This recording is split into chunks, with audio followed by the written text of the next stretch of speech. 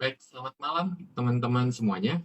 Malam ini kita mau bahas tentang Economic and Investment Outlook 2022. Hari ini saya akan mengundang salah satu pembicara yang sudah cukup terkenal juga ya di dunia industri financial service, terutama adalah tentang investment. Saya akan undang Pak Budi Hikmat. Beliau adalah kepala ekonom di PT Bahana TCW Investment Management ya.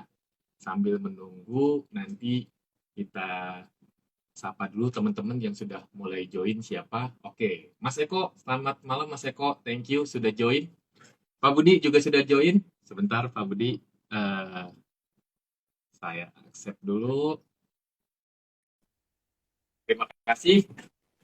Sambil nunggu juga mungkin teman-teman ini juga Kristiana juga sudah join. Selamat malam. Selamat malam. Assalamualaikum Pak Budi. Waalaikumsalam, Om Andoko, apa kabar nih?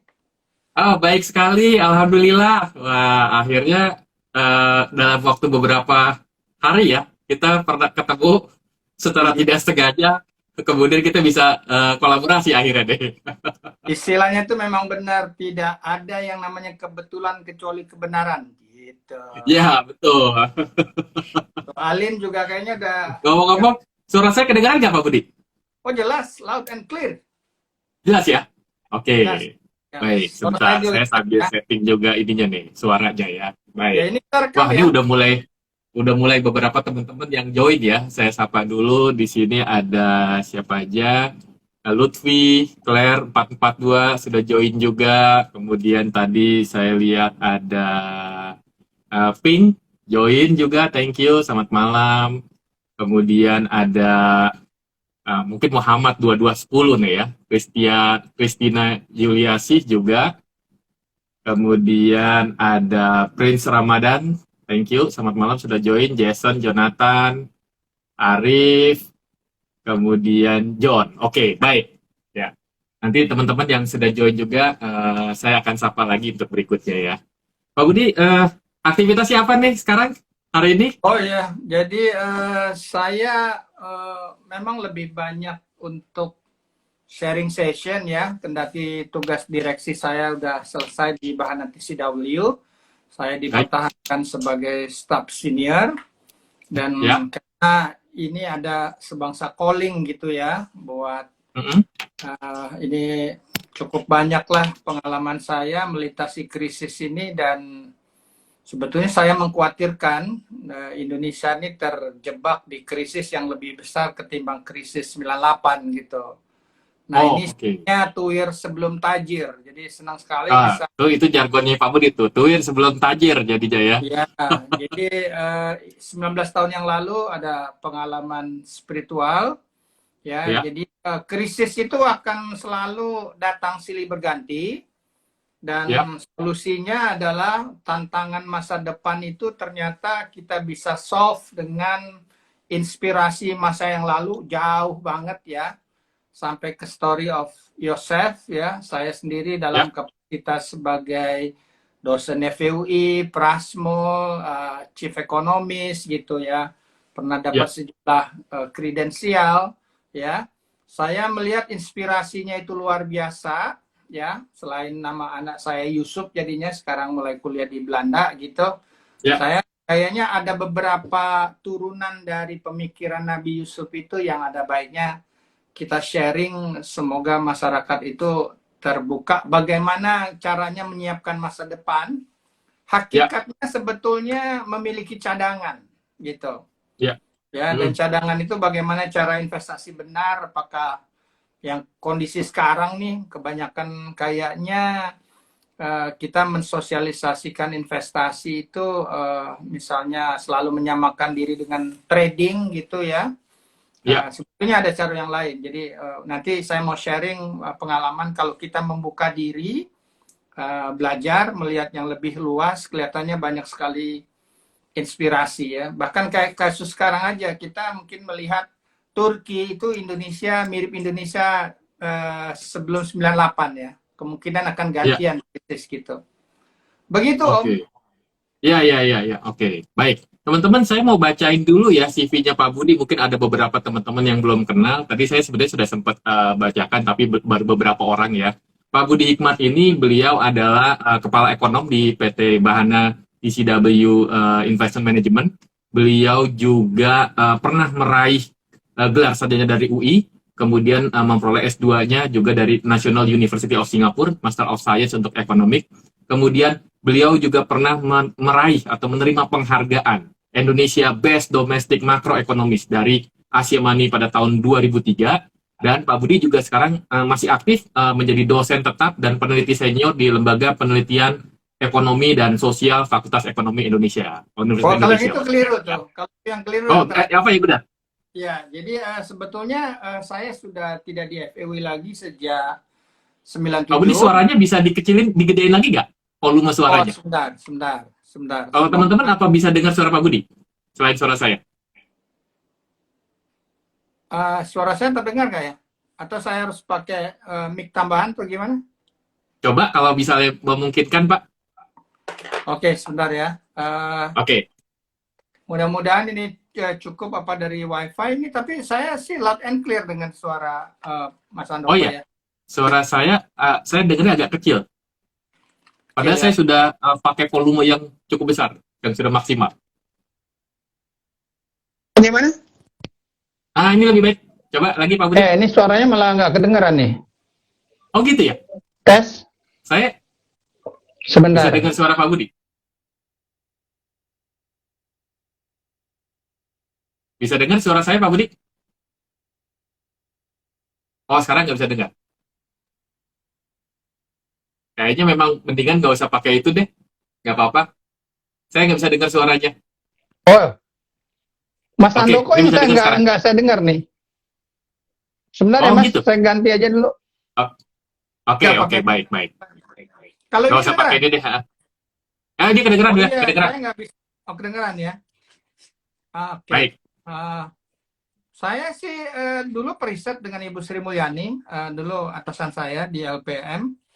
Ya, baik. saya juga sempat dari pengalaman di Singapura, pengennya develop capital market research gitu ya. Tapi waktu itu fokusnya di otonomi daerah. Jadi saya termasuk deretan yang eksodus dari kampus ke capital market ya, bersama Bu Desti Oh, Damayanti, baik.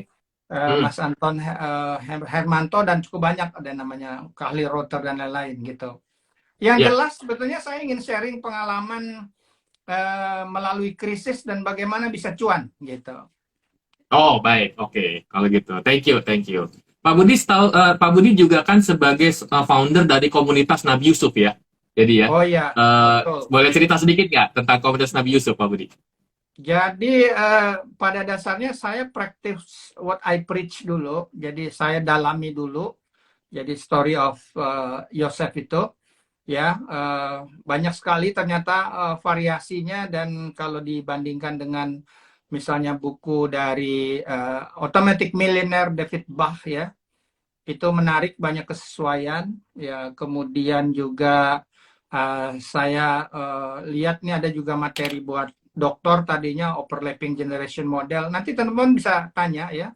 Nah, setelah itu menerapkan banyak hal nih teman-teman. Jadi ini bukan pengajian agama ya, ini betul-betul lebih ke arah kita bicara perencanaan kemakmuran.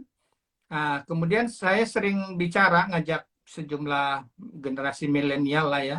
2019 mereka sering saya ajak ke rumah saya atau ke apartemen saya. Akhirnya mereka bilang, Pak Budi, kenapa nggak kita bikin saja komunitasnya ya. Ya, Kita tagline-nya memang cegah tuir sebelum tajir, itu growing old before growing rich, itu kalau resminya dari Bank Dunia gitu. So mhm. dari situ kita kembangkan. Sebetulnya yang menarik itu, crisis is always the best time to make money. If you have got and Oke. extra money, nanti kita bisa sadari.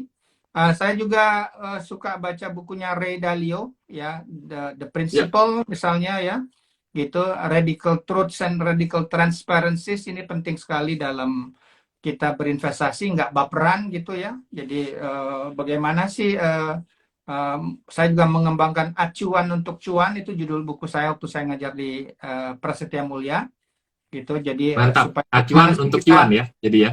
Mantap. kita menyikapi market volatility dan lain-lain, sebetulnya ada banyak cara ya gitu. Mudah-mudahan ini jadi acuan untuk cuan nggak cuma di saham, di properti, bisa juga di emas, di obligasi ya, lengkap sebetulnya. Oke, baik. Thank you Pak Budi. Sekarang Sedapat boleh di-share mungkin, nggak Pak Budi? sedapat mungkin saya meningkatkan ekspektasi teman-teman sekalian, dan saya harus delivery better than your expectation. Kira-kira seperti itu. Dan Mantap, mantap. dalam kesempatan ini Ya, silahkan menguji, ada baiknya gitu loh. oke. Tuh silakan tuh teman-teman ya di challenge Pak Budi untuk bertanya tuh ya jadi ya. Pak Budi, mungkin sebelum teman-teman nanya kita mulai dengan gini. Pak Budi bisa kasih gambaran makroekonomi 2021 dan 2022 Pak Budi dari sisi Indonesia maupun global ekonomi Pak Budi. Saya langsung ke arah penerapannya aja ya, gitu. Boleh. Ya, jadi pertama ini kita udah cukup banyak datanya ya. Dalam pandangan saya, berinvestasi itu yang paling penting bukan kapan masuk, tapi kapan keluar. Hmm. Gitu. Hmm. Dan kalau kapan keluar, ya, apa yang menyebabkan investor asing akan keluar ke Indonesia, dari Indonesia, atau dia nggak mau masuk. Gitu. Ternyata everybody likes Indonesia except one thing, rupiah. Itulah yang disebut currency risk. Jadi currency risk ini pada dasarnya begini teman-teman. Kalau misalnya setiap investor dari luar tuh punya pilihan. Dia invest di dalam negeri, di dalam negerinya misalnya orang Amerika, atau dia ke negara berkembang seperti Indonesia. Nah, jadi dia ngeliat. Nah, kita coba aja yang namanya investasinya bukan di saham, tapi di SBN. Misalnya di Amerika, dia di sana dia cuma dapat misalnya ya 1,5%. Di Indonesia dia bisa dapat misalnya 6,5%. Jadi 6,5 kurang 1,5 itu 5 kan? 5% nih dia bisa langsung dapat ya gitu. Tapi dalam waktu setahun misalnya ke depan, ternyata rupiah melemah lebih dari 5%. Rugi dia. Gitu. Nah, jadi itu kuncinya teman-teman. Saya mau menggabungkan supaya teman-teman punya pandangan apa sih gunanya makroekonomi. Ada nggak sih orang cuan dari belajar makroekonomi gitu. Jadi silakan itu dikasih tantangan. Jadi saya sekarang saya kasih tahu saya optimis dengan Indonesia gitu.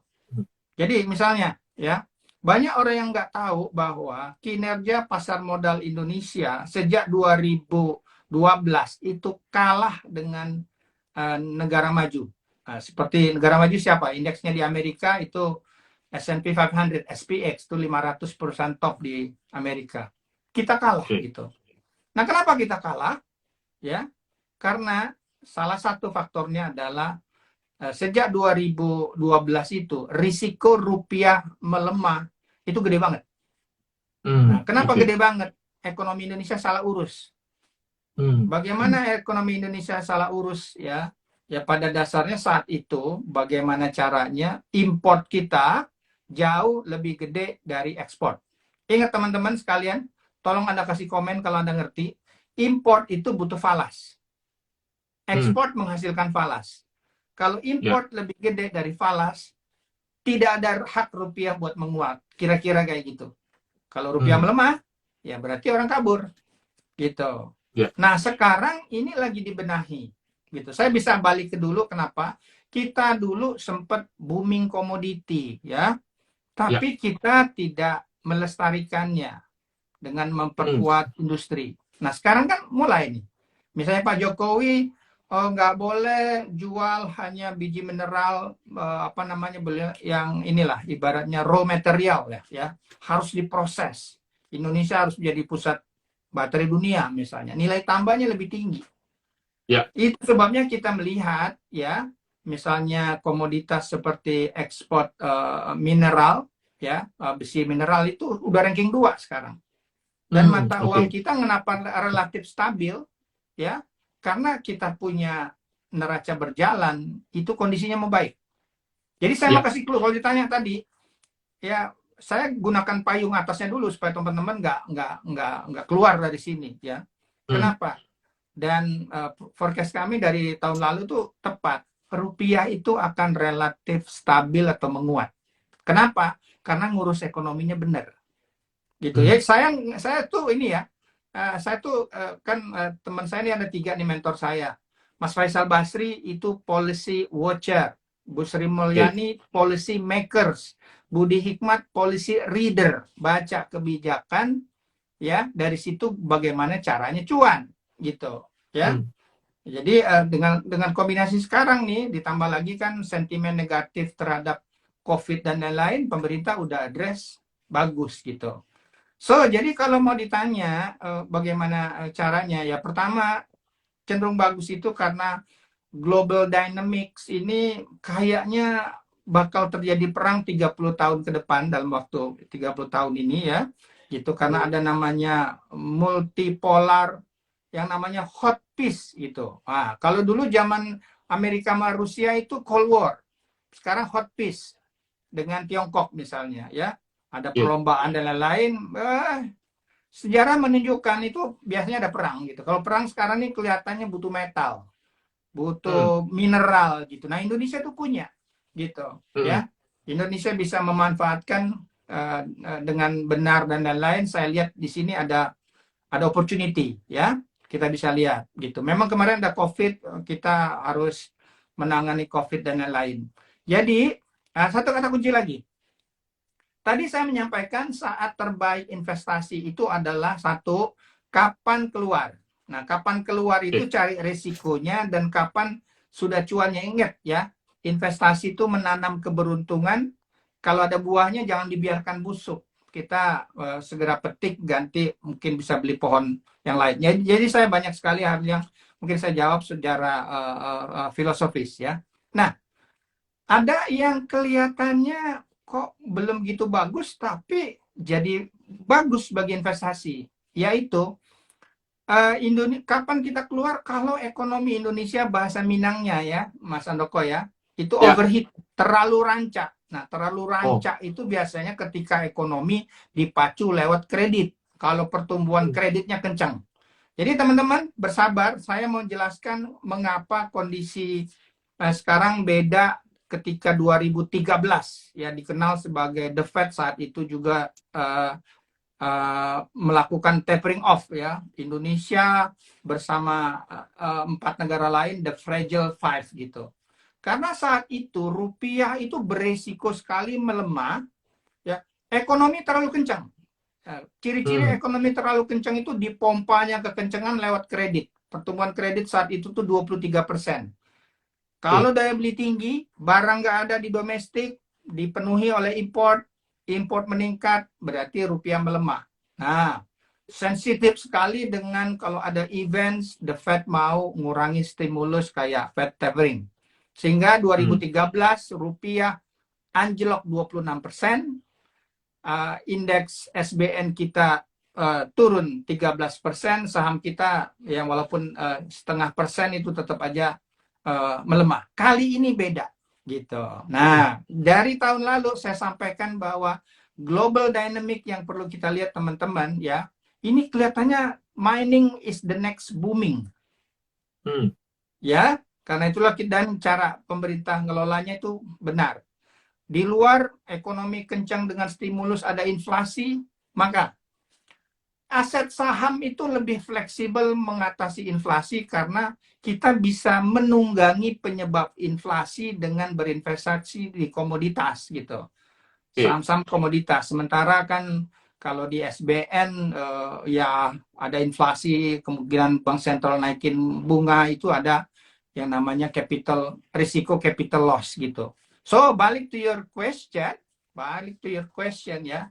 Ekonomi Indonesia sekarang itu tidak kuat, tapi jangan dibilang lemah, sedang diperkuat. Justru ketika sedang diperkuat, kita menunggangi proses penguatan ini dengan investasi, ya, misalnya lebih banyak di saham. Tentunya nanti kita bisa stock picking, ada cara lain gitu.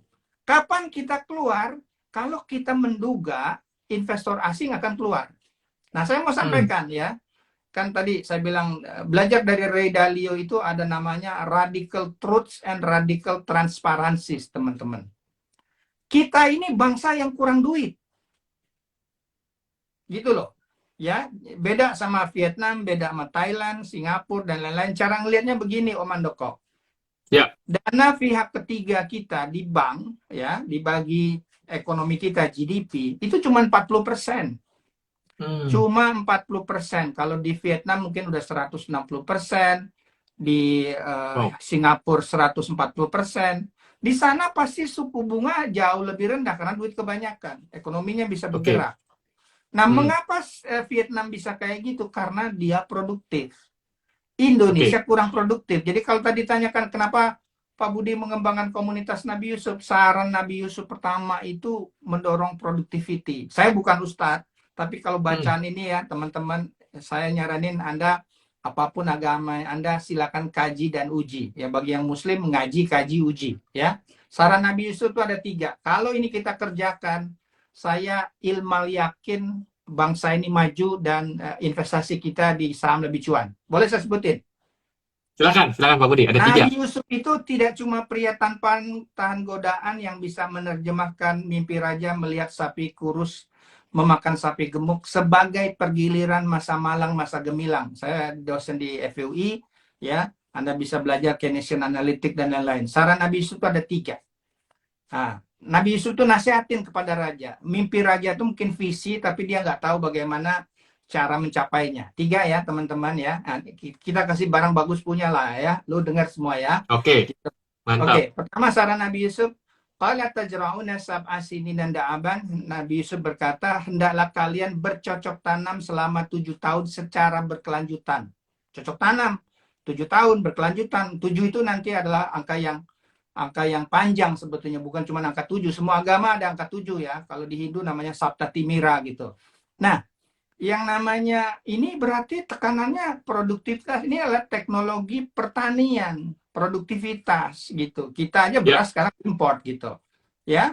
Jadi selesaikan dulu ini upaya menanam productivity. Saran kedua, fama hasatum fazaruhu fisumbulihi, maka apa yang kalian panen adalah tetap pada tangkainya. Ini bagaimana nggak cuma pengawetan, tapi juga bagaimana meningkatkan added value dari apa yang sudah dipanen. Ini adalah teknologi pasca panen, ya. Ini bisa aja Oke. manufaktur, susu bisa jadi yogurt, keju, kefir, nilai tambahnya gizinya meningkat dan tahan lama gitu. Illa qalilan mimma ta'kulun, kecuali sedikit untuk kalian makan. Ini adalah pengendalian konsumsi. Bangsa kita tuh bangsa yang konsumtif. Karena itulah import Hmm. kita lebih gede dari ekspor. Kalau kita produktif, ekspor kita lebih gede dari import. Itu yang dilakukan Vietnam, itu yang dia menyebabkan lebih kaya dari kita sekarang gitu ya. Memang ekonomi kita 1,2 triliun gitu. Tapi kalau disebut pertumbuhan ekonomi ekspor ke Amerika, dia jauh lebih hebat. Kita perlu belajar dari mereka. Ya. Nah, Oke. teman-teman sekalian, sebangsa dan setanah kapling ya, saran Nabi Yusuf ini ya seperti saya sampaikan tadi bahwa 7 itu adalah hanya figuratif ya. Itu periode waktu yang lama. Kalau dulu Budi Hikmat di Bahana Securities sebagai ekonom, di aset manajemen di Bahana TCW sebagai fund manager ya. Well, ini saran Nabi Yusuf ini bisa diubah dalam perspektif memiliki cadangan karena surat ayat 48-nya itu terkait cadangan sebetulnya ketika kita masuk masa paceklik ya. Ini berarti kalau dalam kaidah perencanaan kemakmuran Om Andoko, ini tuh growth. Ya. Growth itu paling bagus dengan growing aset, talenta, properti, saham, sama bisnis lah. Ya, growth gitu. Ya. Saran kedua itu proteksi. Paling bagus pakai SBN ya. Diprotek dari boleh dibilang credit risk, inflation risk, liquidity risk. Saran ketiga ini adalah distribusi. Bagaimana wealth yang kita akumulasikan itu dimanfaatkan sampai kita wafat gitu. Itu jadi message-nya komunitas Nabi Yusuf itu adalah sangat applied loh teman-teman. Ya, kalau di perjanjian lamanya itu kelihatannya naratif agak beda dibandingkan Al-Quran, tapi sapi kurus makan sapi gemuk itu keluar dari Sungai Nil ya. Sangat bisa jadi Nabi Yusuf itu menyimpulkan penyebab pergiliran masa malang, masa gemilang itu adalah Sungai Nil. Karena itu beliau bangun kanal dan bendungan yang sampai sekarang masih ada di kota Fayum. Saya pengen sekali ke sana nih, Om Andoko. Ya, sebelum saya Mudah-mudahan wafat. kita bisa bareng di sana. Ya nggak? Boleh, boleh, boleh. Ya, jadi ekonomi Atau Indonesia sedang diperkuat karena arahan kebijakan yang lebih mirip yang seperti dilakukan Yosef itu ada, ya. Dan yang sebetulnya kalau mau ditingkatkan ini ada lagi, Om. Ini mohon maaf kelihatan kayak ceramah gitu. Nabi Yusuf itu kualifikasinya itu adalah hafizun alim, governance dan berilmu, ya. Itu kecakapan di level birokrasi. Jadi kalau teman-teman lihat birokrasi kita nggak memperbaiki administrasi gitu ya, ya kayaknya agak susah ya. Paling nggak administrasi kita di Peduli Lindungi ini kan tracing dan lain-lain tuh lebih bagus lah. Saya punya apa namanya udah tiket kalau saya mau ngambil booster tuh udah ada kemana-mana ya. ya, Tiongkok juga udah ngembangin. Kira-kira itu Om, oke, saya nggak pengen banyak baik, bicara, tapi saya mantap. akan menemani setiap pertanyaan dalam kapasitas saya mau tunjukkan nanti ya. Semoga teman-teman bisa mendapatkan the best manfaat. Oke, baik.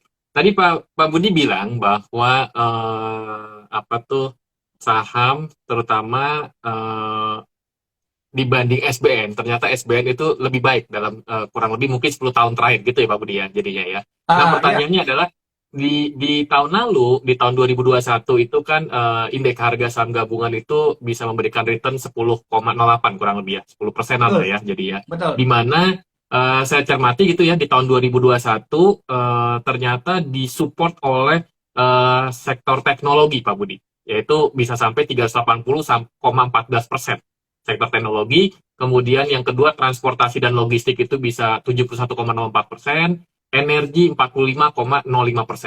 Nah, pertanyaan saya adalah Pak Budi, sekarang kita masuk ke investment. Tadi kan ekonomi makro kan, jadi jaya kurang lebih. Ya, Dan Pak Budi juga udah ya, kasih tahu ke kita semuanya betapa penting nih kita ketika melakukan investment harus tahu ekonomi makro karena ternyata investasi itu tidak berdiri sendiri gitu jadinya. Menurut Pak ya. Budi gimana prospek saham di tahun 2022? Oke, kalau kita bicara saham tentunya ya, saya ini kan supaya kita bisa investasi dengan sehat ya. Ya, Gitu teman-teman. Jadi jangan terpesona ada saham yang naiknya ribuan persen gitu. hmm, Tapi coba-coba teman lihat deh volumenya gitu ya. Gede apa? Karena investasi itu bukan cuma bisa masuk, bisa keluar gitu ya. ya, Jadi teman-teman, kalau teman-teman mau nanya bagaimana prospeknya, tanyalah sama Elvis ya. Ini bukan penyanyi lawas. Elvis itu 5. Lihat faktor earning, liquidity, valuation, interest rate, sentiment. Nah, gini loh ya. ulangi Pak Budi, ulangi biar Kita teman-teman bisa berusaha ini ya. memudahkan investor memahami dinamika market. Jadi yang namanya earning, show me the money earning, ya. Karena banyak sekali saham itu I tell you the story gitu, ya. Hmm, Ada saham seperti Jago, pertama itu I tell you the story, tapi setelah itu katanya dia bisa show me the money gitu. Tapi ada saham hmm, seperti Bukalapak, baru I tell you the story, not yet show you the money, itu mirip kayak Uber hmm, ya. Uber tuh kan masih ya, rugi gitu, hmm, ya hmm, gitu. Jadi saya lebih suka yang seperti itu ya. Jadi ini ada faktor earning ya, labanya kita mesti lihat nih ya gitu. Kemudian liquidity, karena kalau kita invest ternyata nggak bisa keluar gitu ya. Dan gini, kita tuh investasi mau cuan itu adalah kita beli undervalued stock, undervalued aset ya. Kita kan nggak mau jadi donatur. Ada mungkin selebriti yang untungnya setiap minggu itu miliaran gitu ya, karena demikian banyak donatur yang menyebabkan dia bisa beruntung gitu.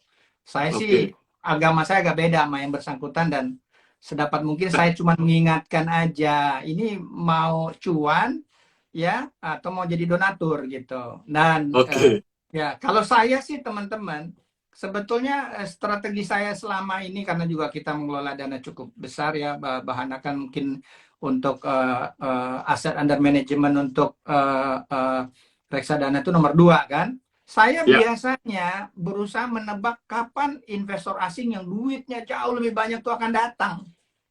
Hmm, Gitu. Jadi kita beli dari awal, ketika dia datang ya ente jual aneh beli, ente beli aneh jual gitu ya. oke. Nah, sekarang permasalahannya tentunya nih stock picking. Tadi yang disebut logistik, itu yang menariknya itu bahwa dunia ini dengan adanya misalnya supply chain problem ya, itu biaya pengapalan naik, itu perusahaan logistik itu gedenya, untungnya gede banget gitu. Bahkan 1 triwulan mereka itu katanya target 1 tahun udah tercapai ya. Oh, Nah, oke. bisa dicek ya. Jadi banyak banget perusahaan. Nah, seringkali untuk show me the money biasanya saya pakai rasio price to cash flow. Jadi saya ngeliat misalnya apa ya, perusahaan kayak PTBA dia punya cash 5 triliun ya. Jadi nanti Oke. rasiokan aja ya harga saham per lembar dengan dibandingkan boleh dibilang dia punya cash-nya ya berapa. Jadi saya sebetulnya tipikal orangnya yang bersedia menunggu ya, seperti Lo Keng Hong atau Warren Buffett buat cuan. Kalau cuannya terlalu cepat, itu biasanya good news-nya udah price in. Ketika kita masuk, gini teman-teman, banyak sekali investor retail yang nggak sadar, Anda disuruh beli itu karena ada yang lebih gede yang pengen keluar gitu. Itu Oh, donatur, ya. Om. Jadi teman-teman Ya. pelatih itu ya, hati-hati ya kalau gitu ya Pak Budi ya. Ini Budi Hikmat ini dengan responsibility Anda semua punya cadangan untuk masa tua gitu. Jangan keliru cara berinvestasi, Om. Ya, tapi memang banyak, termasuk anak bungsu saya juga kelihatannya dia menyukai jadi trader ya, gitu. Ya, it's okay gitu. Jadi agama boleh beda, Anda bisa deliver nggak? Tapi coba aja dulu ada ini nih, nggak tahu siapa dulu yang Joska atau apa yang menyarankan beli saham LAK gitu ya. Sementara Ya, keuntungan betul. bahan TCW itu dulu aja Hmm, 4 kali lipat dari LAK itu ya. Sayang aja kami nggak go hmm, public gitu. Ya, itu PE-nya mah PE-nya tuh mungkin sampai 100 atau 200 ya. hmm, Ngeri kan? Dan ada investor yang dia mungkin di portfolionya itu mungkin 70% gitu. Salah hmm. satu ya teman-teman, saya mau sampaikan, kita tuh boleh punya punya yang namanya wah harapan cuan, tapi semua risiko itu nggak cuma lihat credit risk, tapi dikelola dari exposure. Anda punya di spesifik stok itu berapa? Kalau kegedean, ya ginilah ya, hati-hatilah. Tapi mungkin orang harus nggak bisa dinasehatin, biarin aja dia nyemplung dulu kan baru taubatan nasuha gitu ya. Karena kami ini kan pengelola dana yang sifatnya harus prudence Ya, gitu ya. Jadi semua risiko dikontrol oleh exposure. Berapa persen saya punya ya. Kayak nanti mungkin teman-teman ada nanya, Pak Budi tertarik dengan Bitcoin nggak? Tertarik saya.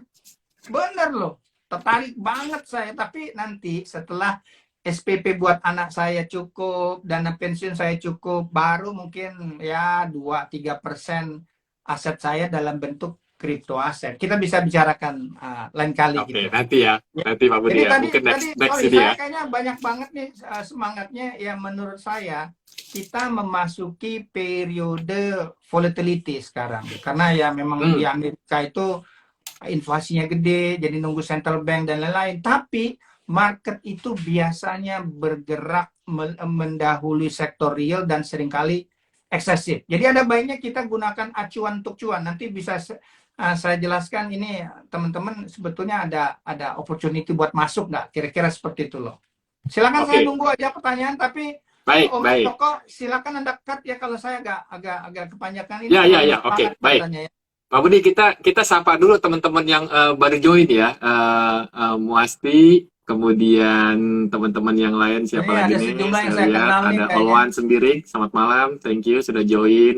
Joyce Hen 77. Siapa lagi nih? Anam, kemudian Dewi, Swadesi, Irfan. Nah, ada yang bilang salam sehat buat Pak Budi dari Angga Apirman.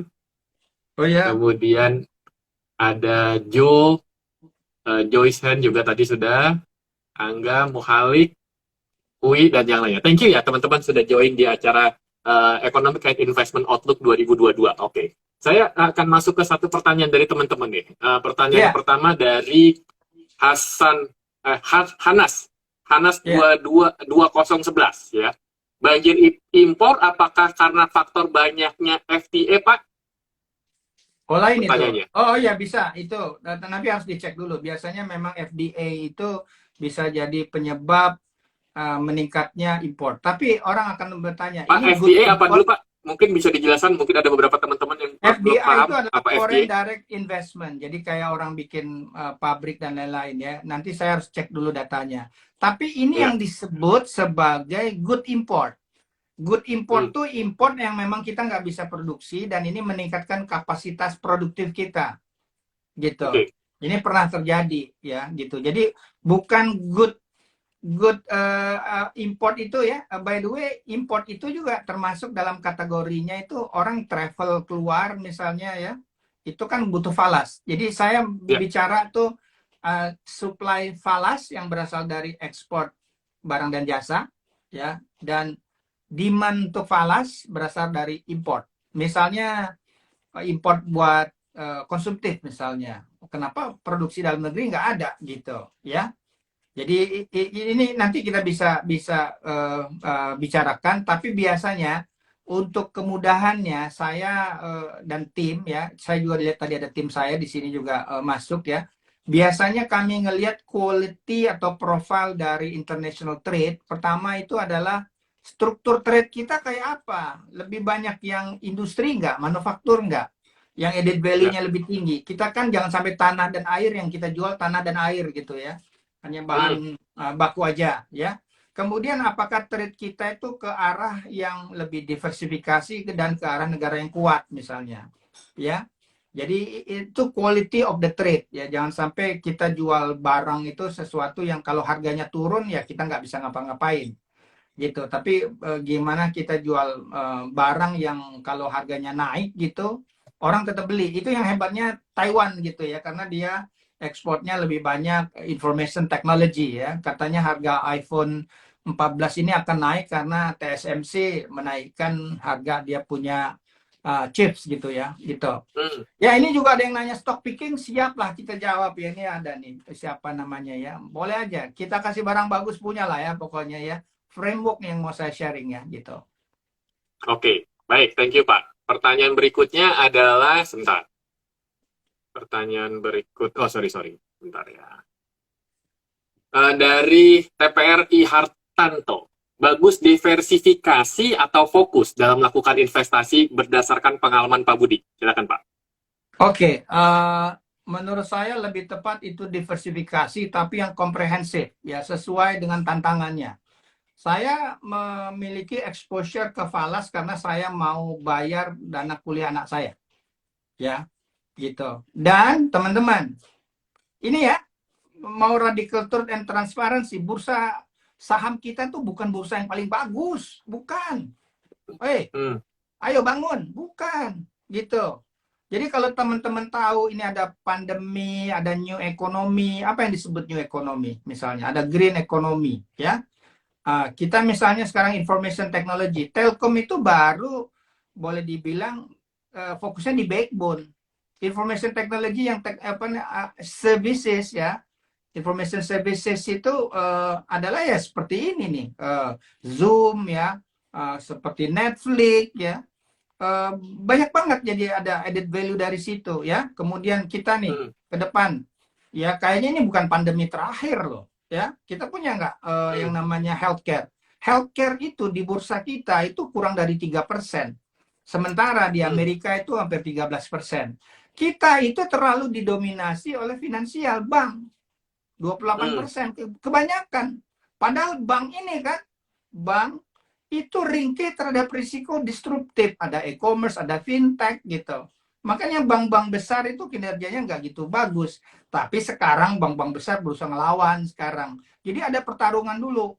Teman-teman, di pasar modal itu selalu ada pertarungan. Dulu tahun 2007 saham Telkom jatuh 2%, sementara overall market kita naik 50%.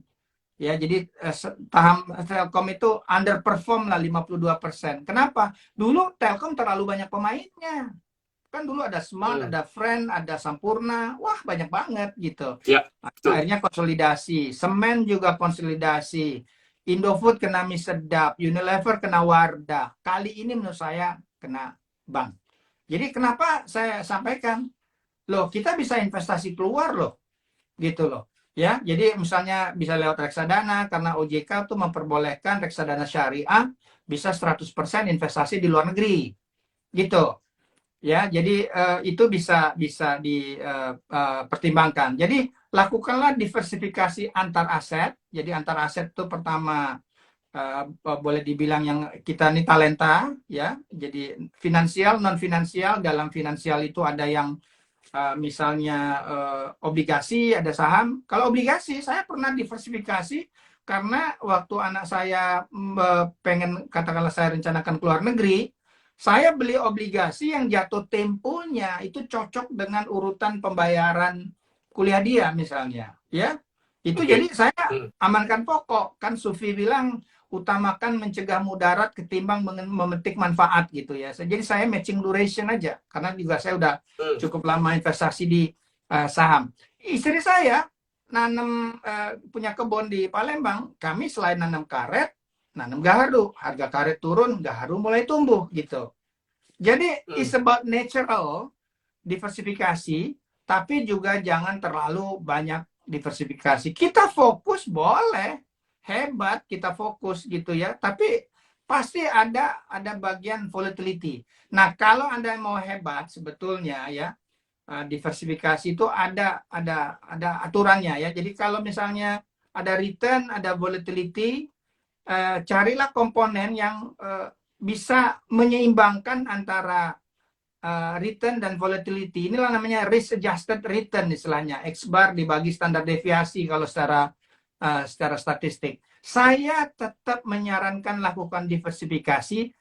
Namun bagi Anda yang masih muda, Anda bisa gunakan prinsip Nabi Yusuf ya, ada 3 tahapan: growth, protection, distribution. Sementara growth-nya, ini nih, coba Anda silakan googling, kalau jangan langsung percaya sama saya. Coba cari di internet, googling 100 minus your age. Ya, itulah growing asset rule. Jadi kalau Anda berusia 25 tahun, berarti 75% aset Anda di growing asset. Growing Hmm. asset bisa talenta, bisa bisnis, bisa saham. Ya, Anda mau langsung, Anda mau reksadana, bisa properti yang pakai KPR misalnya. Tapi nanti jangan sampai cicilan bunga ya, cicilan bunga melebihi 30% gaji misalnya, kan kita harus imbang juga. Gitu Om. Ya. Jadi ini nggak Ya. cuma masalah diversifikasi atau fokus, tapi frameworknya ya 3 tahapan investasi ala Nabi Yusuf, growth, protection, distribution. Anda pernah menerapkan nggak misalnya yang aturan growing asset 100 dikurang umur? Saya sendiri kemungkinan 115 dikurang umur ya, karena saya pengen pensiun dini dan saya pengen ya inilah berkolaps dengan Om Andoko ya, sharing. Pokoknya ini Thank kesempatan you. Mantap. mensyukuri pencerahan yang saya alami lah, kira-kira gitu teman-teman. Ya, silakan Ya, googling ya, ya. 100 kurang umur ya. Ya, oke.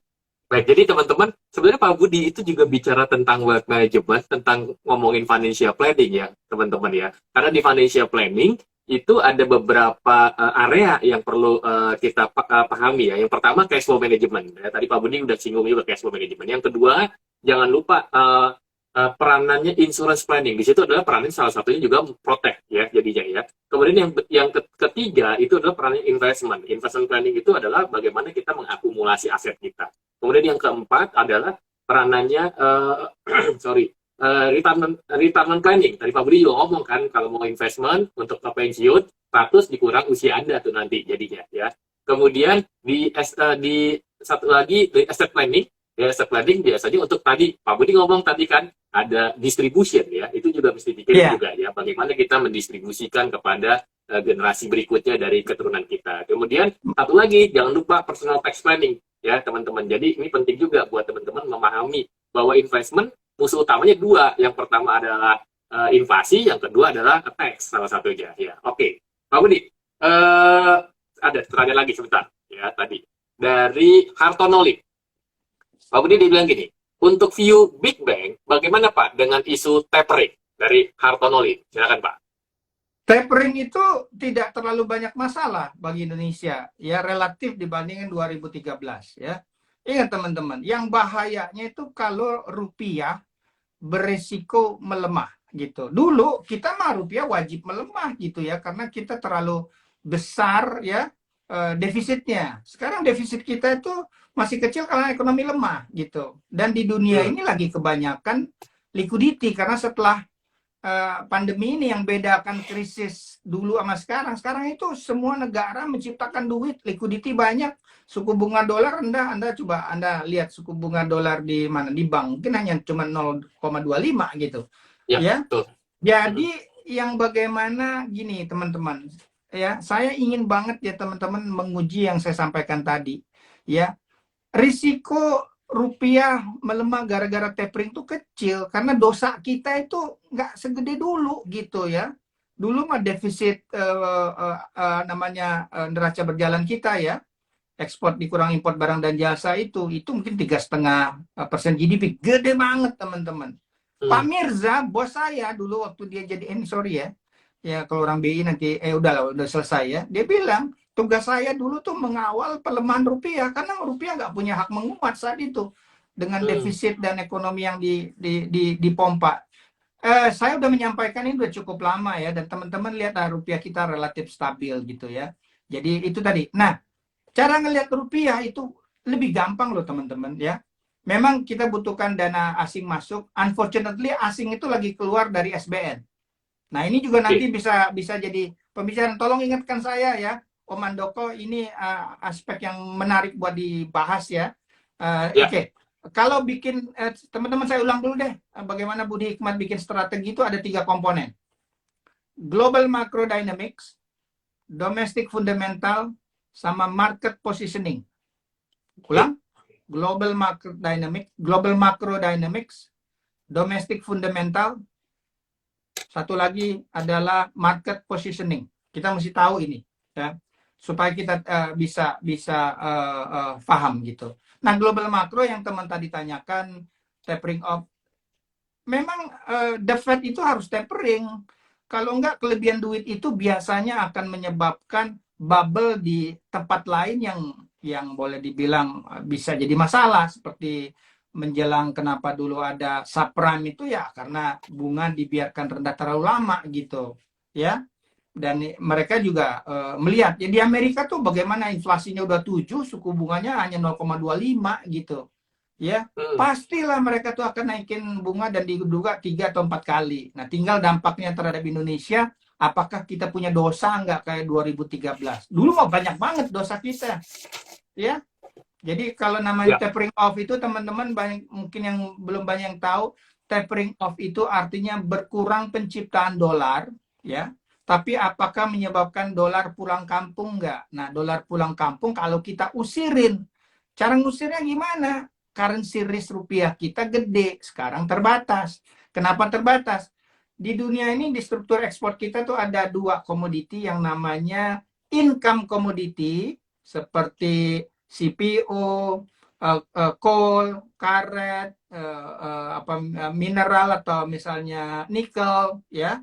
Ada namanya cost commodity karena ini adalah minyak, karena kita bukan lagi negara OPEC nih.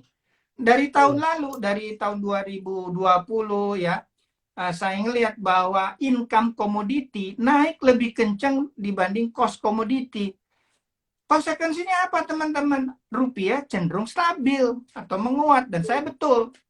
2 tahun terakhir Budi Hikmat oke punya lah ya, gitu. Nah sekarang kita lihat kelanjutannya ya. So far sih yang naik batu bara, ternyata kita bisa kontrol kan?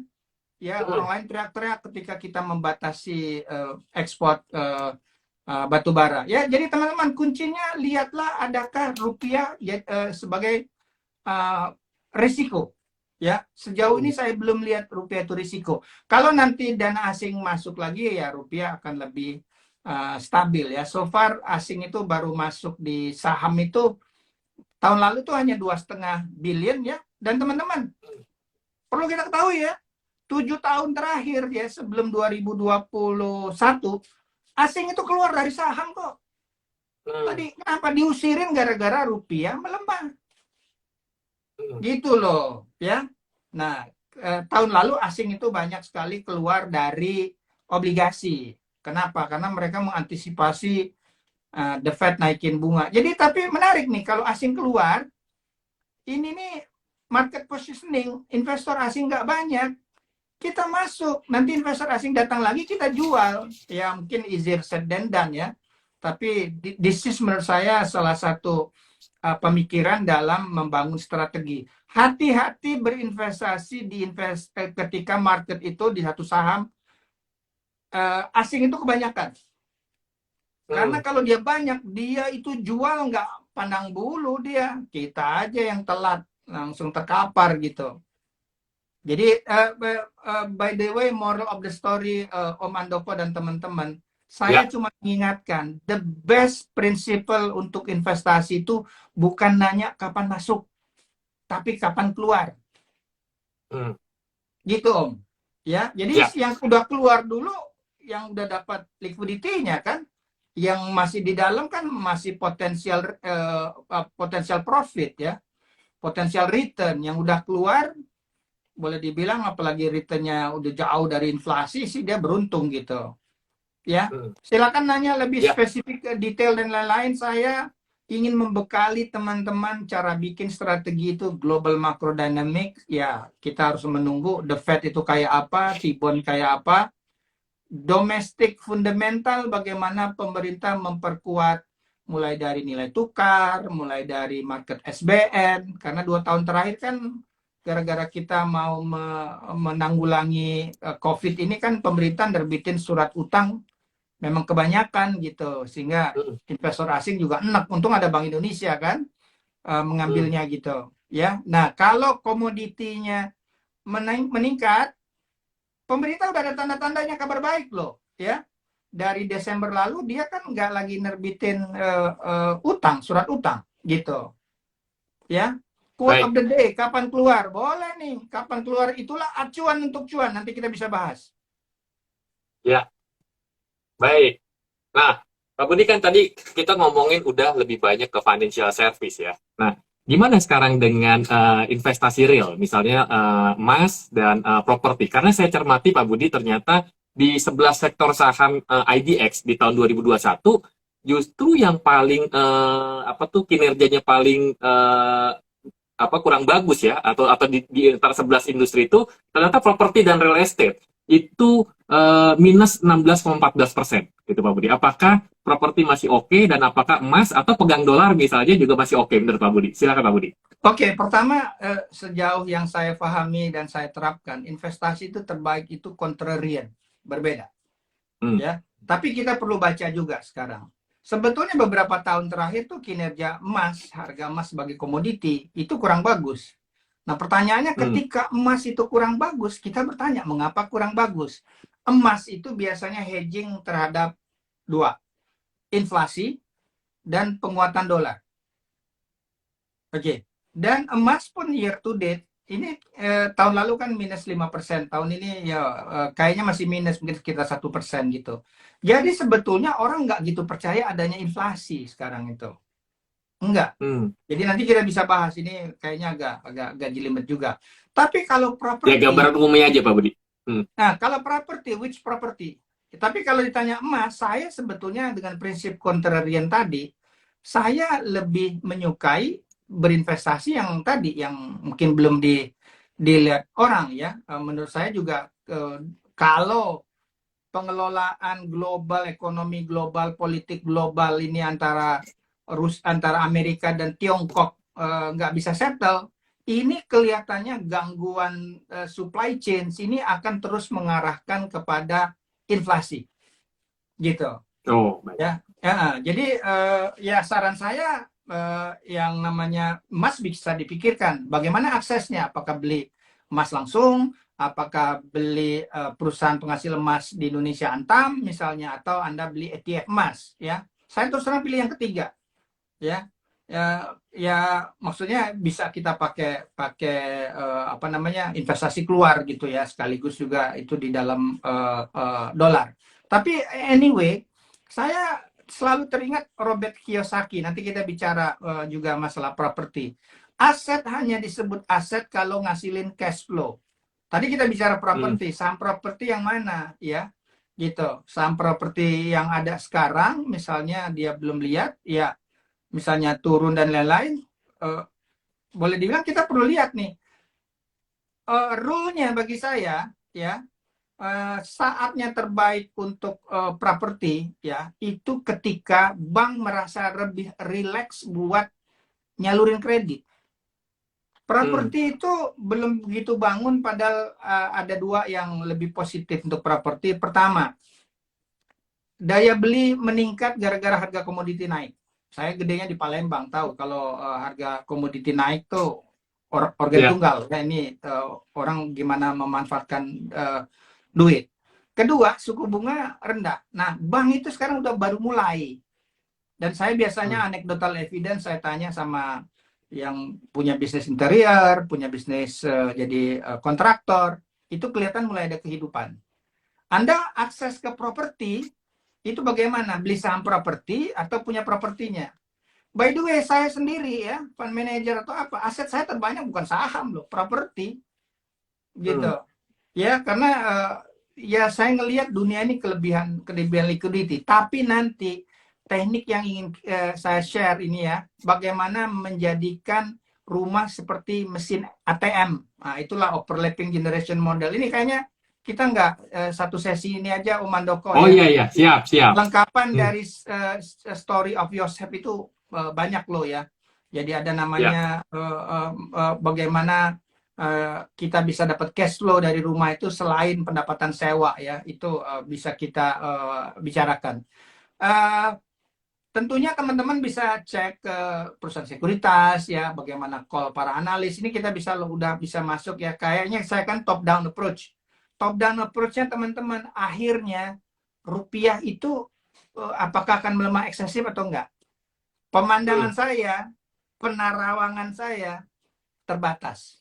Ya, rupiah relatif stabil. Tahun lalu kan yang lebih parah Thai baht ya, gitu. Nah, tinggal nanti kita bisa bicarakan sekarang misalnya udah masuk ke bottom up, stock picking yang mana, technical yang mana gitu. Gitu Om Mandoko. Baik. Waduh, nggak terasa nih Pak Budi. Ternyata udah 1 jam kita diskusi jadinya ya. Oh ya. Oke, teman-teman, saya kasih satu kesempatan buat teman-teman untuk bertanya untuk apa? Karena waktu kita sudah hampir 1 jam ya, bahkan sudah ya kurang lebih 1 jam lah ya. Silakan kalau ingin bertanya ya. Nah, Pak Budi mungkin sebelumnya bisa kasih gambaran juga pada saat Pak Budi melakukan investasi, biasanya analisa apa yang Pak Budi lakukan? Oke, that's good. Terakhir juga saya posting di ini saya ya. Jadi prinsipnya tadi penerapan Elvis tadi lihat gitu. Kita investasi itu di undervalued asset. Selalu lihat. Jangan sampai kita nggak lihat fundamental loh. Jadi undervalued itu value-nya di sini, price-nya di sini. Undervalued. Ya. Undervalued itu karena ada peluang upside itu dari sini. Ya. Jadi terlalu valuasi sendiri kan menunjukkan apresiasi terhadap berbagai faktor, earning misalnya ya, sumber laba gitu. Jadi carilah perusahaan yang show me the money, punya earning gitu ya. Saya sudah menyampaikan dulu ya bahwa teman-teman bisa misalnya mengumpulkan riset para analis ya, dan saya dengar juga sejumlah platform itu udah menyediakan. Jadi nanti itu ada baiknya jangan percaya kepada satu analis, cari. Kalau di Bloomberg itu ada average dari banyak analis, itulah proyeksi dari value. Ini sekarang harganya berapa nih? Jadi carilah namanya margin of safety ya. Untuk perjalanan ke sana memang banyak faktor. Misalnya yang punya duit banyak itu bukan investor lokal loh, ya. Investor luar. Jadi kita menunggu. Nah, sekarang tuh semakin banyak view untuk melakukan diversifikasi dan Indonesia udah masuk dalam radar gitu. Ya. Jadi sekarang kemungkinan mudah-mudahan saya nggak keliru, the best time to make money itu for the next 2 years loh. Gitu loh. For the next 2 years ya. Jadi karena kemungkinan nanti teman-teman kita tuh keluar dari saham ketika gini deh, kalau penyaluran kreditnya udah kenceng banget gitu. Kalau office boy ditawarin kartu kredit, better get out. Itu yang saya cermati ketika di 2013 gitu ya. Jadi disitulah kan katakanlah bukan saya seksis atau bukan ini ya, ini kan katakanlah bagaimana kalau saya pinjemin ke dia ternyata dia nggak bisa bayar, itu kan berarti ya non performing loans gitu ya, jadi negatif ya gitu. Jadi Baik. biasanya saya Oke. selalu lihat Elvis tadi ya, earning, liquidity, valuation, Earning, liquidity, valuation, interest rate, sentiment. Interest rate, baik. BI itu kecil loh, kemungkinan bersegera naikin bunga kecil. Karena ekonomi Indonesia butuh pendorong. Gitu loh. Jadi jangan dengerin, wah The Fed akan naikin bunga, BI akan naikin bunga. Saya itu termasuk sering diundang oleh Gubernur BI ya.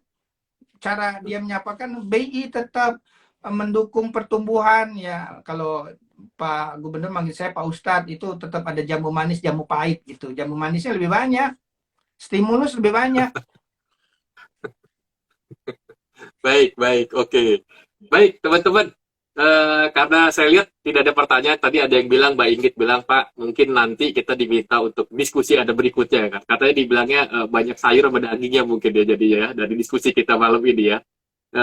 Ini Sebelumnya pendahuluan saya kali mau, ya. ya kita pendahuluan aja, bener. Ya Ya, mungkin kita bisa nanti lebih kita spesifik ya. apakah lewat Zoom, karena Pak Budi akan memberikan data misalnya nanti ke depan ya, karena kalau di IG ini kan kita hanya bisa bicara tanpa ada data gitu ya, tapi paling nggak apa yang Pak Budi sampaikan udah luar biasa karena bisa memberikan arahan buat teman-teman untuk melakukan investasi ya. Mungkin satu terakhir pertanyaan saya, Pak Budi, terakhir IHSG kira-kira diprediksi berapa nih di akhir tahun nih kira-kira, ramalannya Budi Hikmat sebelum kita Oh tutup. gitu ya.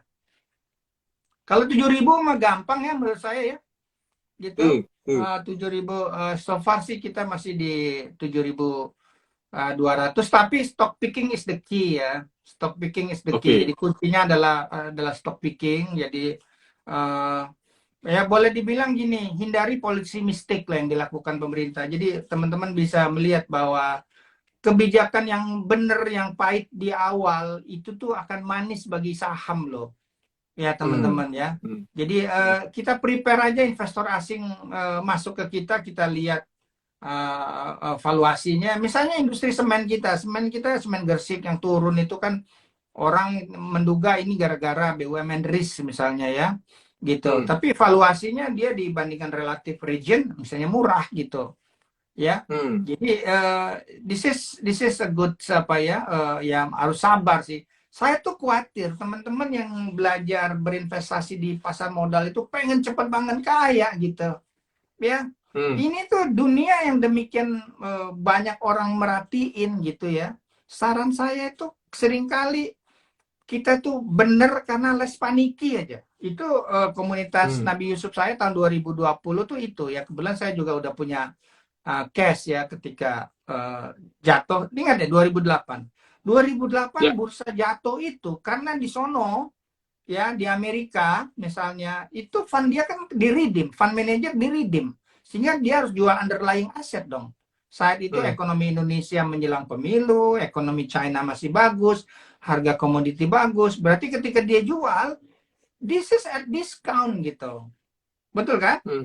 Jadi pengalaman saya, I make money, makanya crisis is always the best time to make money. Ya. Dan banyak ininya. Saya dulu mengembangkan namanya microwave investing, microwave ya.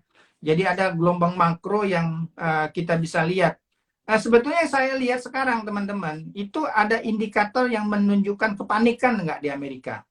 Nah panik itu bisa dilihat dari credit risk di Amerika itu meningkat nggak. Sekarang belum gitu, nggak terlihat. Tapi waktu di 2020 itu kelihatan banget orang panik. Ketika panik di sana ya teman-teman, gara-gara COVID ini. Kalau di level pribadi orangnya itu kan boleh bilang berebut mengamankan diri untuk stok makanan dan masker kan, betul kan? Ya, betul. Kalau di level perusahaan orang itu rush untuk liquidity dolar ya, untuk bayar kegiatan operasi, untuk bayar bunga, untuk capex. Jadi saat itu terjadi rush for dollar cash gitu. Jadi dijual semua aset termasuk emas. Termasuk emas saat itu gitu. Itulah yang menyebabkan di kita juga dijual juga, asing keluar dari SBN tahun 2020 itu 175 triliun gitu. Ya teman-teman, saya tuh mau mengajari untuk kita tenang, lihat permasalahannya apa, dan ada nggak opportunity di sana. Dan begini teman-teman, saya tidak begitu yakin Indonesia dalam waktu dekat itu akan krisis. Karena krisis itu membutuhkan 3 hal, krisis besar tuh. Ya, dengar Pak. Apa aja Pak Budi? 3 hal. Pertama, ini namanya kristal huta barat, krisis total hutang tambah berat. Ya, apabila tingkat utang kita kegedean. Jangan dilihat utang pemerintah ya, utang pemerintah itu dia terpaksa dan dibandingkan negara lain, misalnya debt to GDP kita 41% dibandingkan dengan misalnya apakah Yunani, apakah Jepang, itu kita belum apa-apa, apakah Amerika. Ya, dan utang itu sebagai saran investasi. Kedua, kalau penduduknya menua. Pokoknya teman-teman ingat aja film The Parasite itu ada satu karakter namanya Moon Gwang. Ada 3 keluarga ya, keluarga Kim yang keluarga Park yang kaya, keluarga Kim yang miskin tapi pintar nipu, ya ada 4 orang itu kan.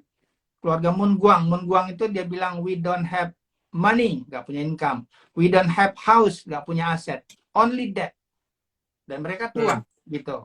Dan yang ketiga itu kalau tingkat pajak kita udah ketinggian, itu susah menarik dari orang kaya ke buat orang miskin tuh susah. Itu modelnya kayak di Amerika. Nah kita tuh belum ke sana.